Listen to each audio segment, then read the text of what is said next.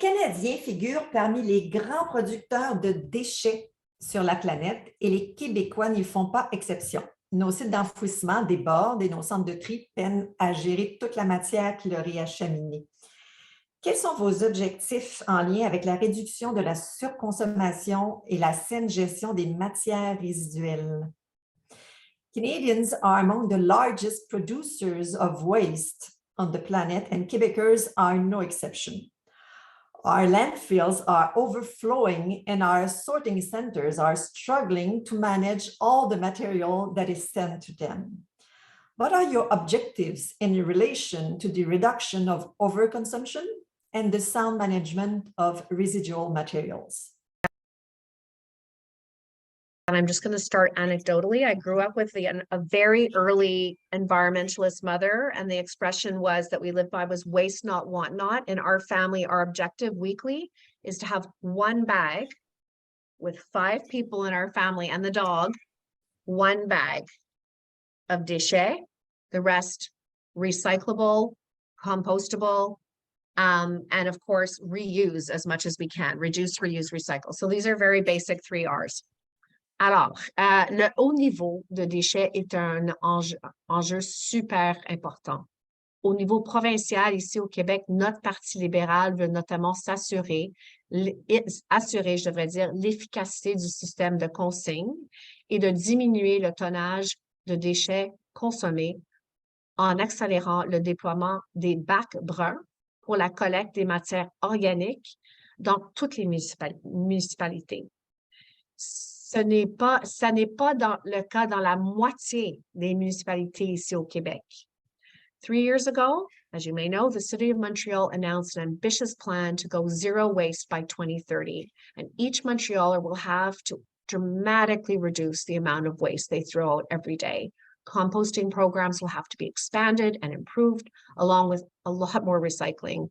The city is moving in the right direction, but the province needs to be an active partner in this fundamental project for our city, our society, and for the world ultimately.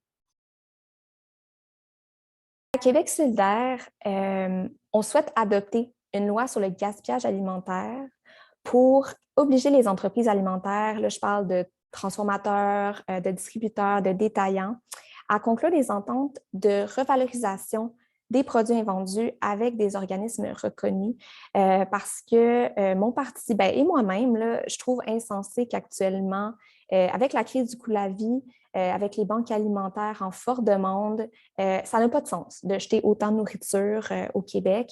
Il faut savoir que mon parti a proposé une loi en ce sens-là en 2020, mais que le gouvernement de la CAQ l'a rejetée. Mais on croit fermement en cette loi-là et on pense qu'elle est vraiment importante pour les raisons que j'ai évoquées. On pense aussi qu'il faut mettre fin à l'obsolescence planifiée. Il faut aussi légiférer pour garantir le droit à la réparation parce qu'il faut absolument pouvoir réparer là, les objets électroniques, les électroménagers qu'on se procure plutôt que de les jeter à la poubelle du moment où il y a un bris de fonction. Donc, on vise en priorité les produits électroménagers, et de communication, donc par exemple des terminaux informatiques. On veut également détaxer les services de réparation et interdire graduellement les produits à usage unique quand c'est possible. This is a great question, and areas throughout the world, such as Japan, have started to institute the possibility of having a tax on the amount of garbage that you are producing. So you have to pay for the garbage that you are producing. And one of the major issues is that while we produce a lot of garbage here, it ends up in Southeast Asia and other areas of the third world. So we're literally throwing our problems and sweeping them under the rug. So having a background as a teacher with a master's of education, I think awareness campaigns are essential. And when we start to understand that the clothes that we buy and the things that we purchase are ending up in landfills in third world countries, we hope it would reduce the amount of consumption. Also for people really to take responsibility. Sometimes we're always waiting for the government to institute a policy or a tax, but I think that as concerned citizens, as engaged citizens, just as you all are, we can do better. What does that mean? Starting to fund community organizations such as yourselves, who are on the ground, who understand people, to begin to sensitize them to the importance of recycling, to the importance of diminishing the amount of clothes that we're using. I think that it can be one step in the right direction to enriching the knowledge of our citizenry, mais aussi délaisser l'idée que c'est toujours le gouvernement qui doit implanter des politiques et des taxes, et les organismes sur le terrain comme vous peuvent avoir un impact énorme sur ce type de questions-là.